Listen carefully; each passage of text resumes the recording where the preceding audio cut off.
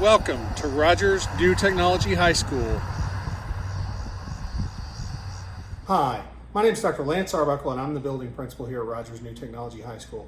Today I'm going to also be your host for this virtual walkthrough experience that we're going to have here together. We've never done this before, so this will be our first time. We've had a lot of firsts here at Rogers New Technology High School over the years, and so what's one more? So today we are going to do a quick walkthrough. We're going to go on in, we're going to show you what we've been working on this summer. We're going to talk about the things that maybe might be important for you to know at this point, traffic patterns, what the day looks like, lunch, things like that for our new and returning folks, because this year is going to be a brand new year for everyone. So as we get ready to go inside, the first thing we need to do is we need to make sure that we all wear our masks. So let's go ahead, we'll put our mask on, get ready to go inside. Why don't you come on in and join us?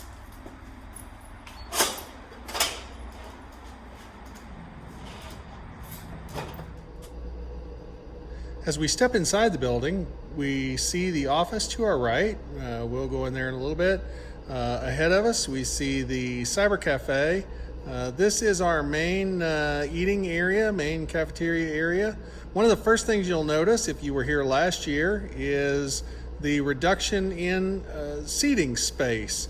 And so while the large tables in front of us, last year it had 8 chairs per table. This year you'll notice that it has 3. So we've reduced the seating capacity in the Cyber Cafe by about 70%. But this will be one of our 4 eating areas. This will also be one of our areas for point of service. There ahead of us we can see the area that the ladies in the cafeteria will be serving from. We'll take a little bit closer look at that a little bit later in our walking tour.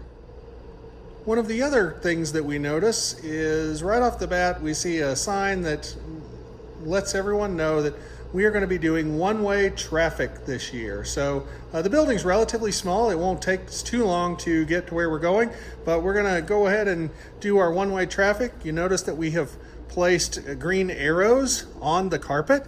That indicates that this is a one-way only to enter the academic areas of the hallway.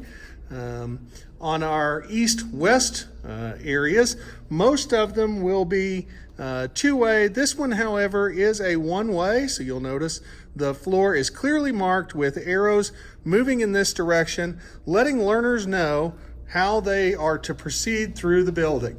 So we'll go ahead and walk the hall here. We're passing Miss Garcia's Spanish room. You'll notice a lot of the student artwork is still up from the last couple of years, but again, the floors are clearly marked. Halfway through the building, we do reach our first east-west hallway. This is through the PDC, so students will be able to cut through the PDC this year. Learners can walk this way if they have to get to an area of the building that is a little bit further away than they might expect when they enter the building the first time under a normal or traditional circumstance. But we will continue. You'll see again the floor continues to be clearly marked with this sign indicating that in this one-way or in this two-way hallway, learners are to stay to the right to walk through this hallway. That way we enable as much social distancing as possible. We will continue. A one-way hallway does a couple of things for us. One, it allows us to social distance appropriately. 2, if we don't have learners coming the opposite direction, it stops the urge of learners to meet each other, kind of hang out, say hi, how you doing, things like that. This way, all learners are walking in the same direction at all times. Again, floors clearly marked. Signs indicating which direction we will move.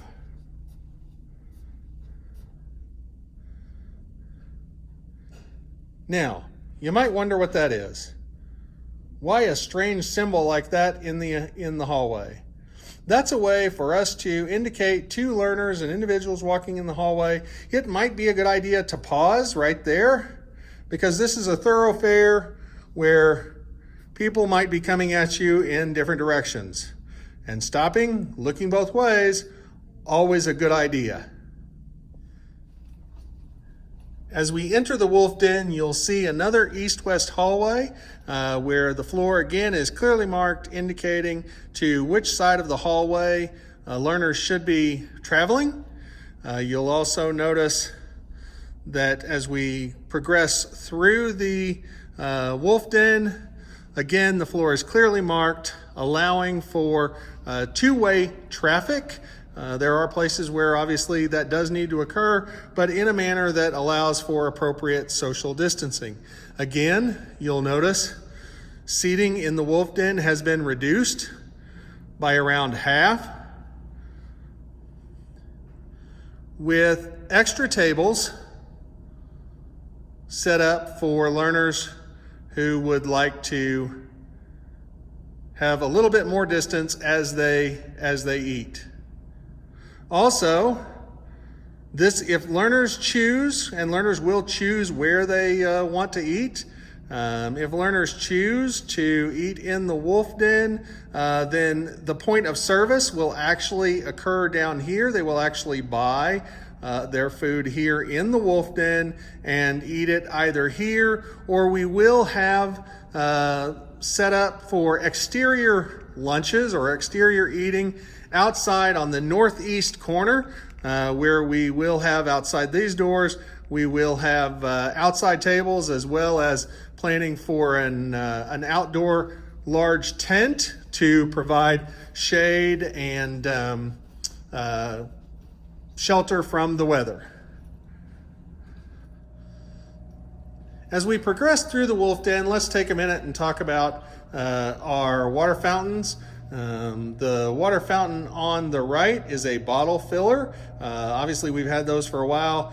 If we would encourage learners to bring their own water bottle and fill their water bottle at these bottle fill stations, we are going to discourage the use of the actual fountain themselves and encourage you to, again, bring your own water bottle and use the water bottle filler that are located throughout the building. There's 4 or 5 of them throughout the building. Very easy to use and allows for touchless bottle filling.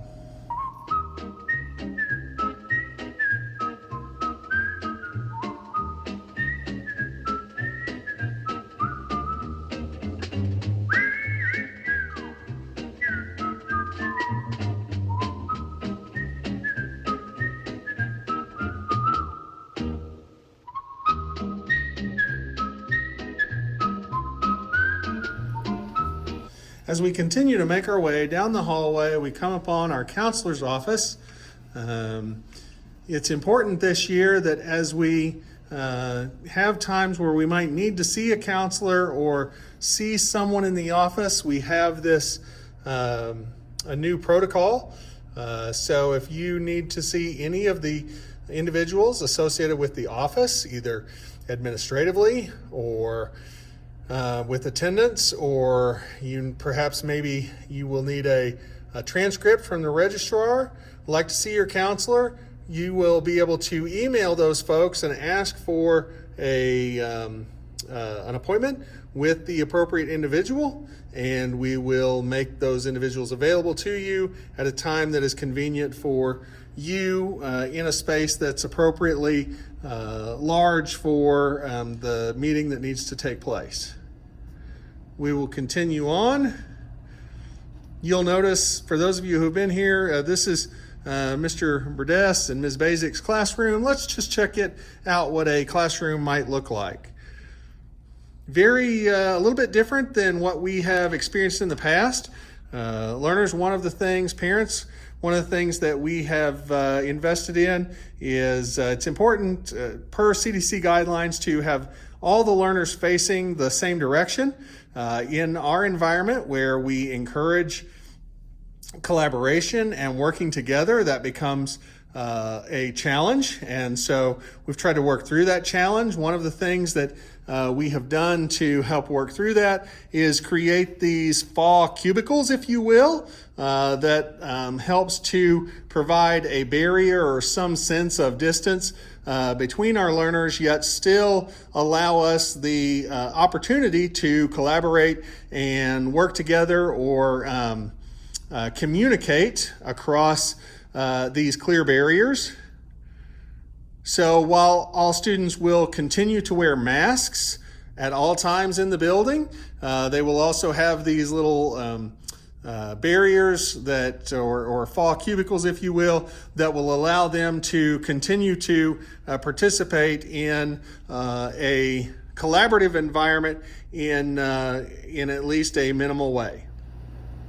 As learners come in on Monday morning, if they choose to eat breakfast, they will gather their breakfast from the cyber cafe as we would normally, go through the point of sale to purchase their items, and once we hand them out on the first day, each learner will have a lunch card that they will be asked to wear around their neck. The reason for the lunch card is to allow for learners to buy lunch and yet not have to touch a keypad. Typically, there is a keypad that sits at the point of sale. Learners walk up, they punch their lunch number into the keypad, and the computer rings them up.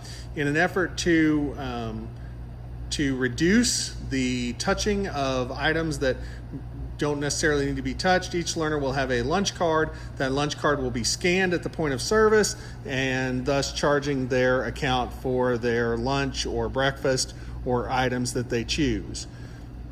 They will then come out into the cyber cafe or their assigned lunch area, breakfast area, and eat breakfast.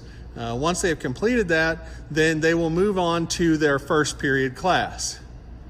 Now, while we encourage learners to check HACK before you leave the your house and make sure you know where your first period class is. If you get to school and you do not know where your first period class is located, we have these signs strategically placed in a social distance manner. We want to make sure that everyone's social distance.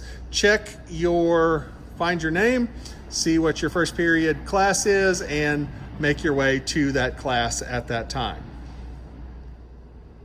Learners, for those of you who have been with us for several years at this point, you'll notice something is missing here.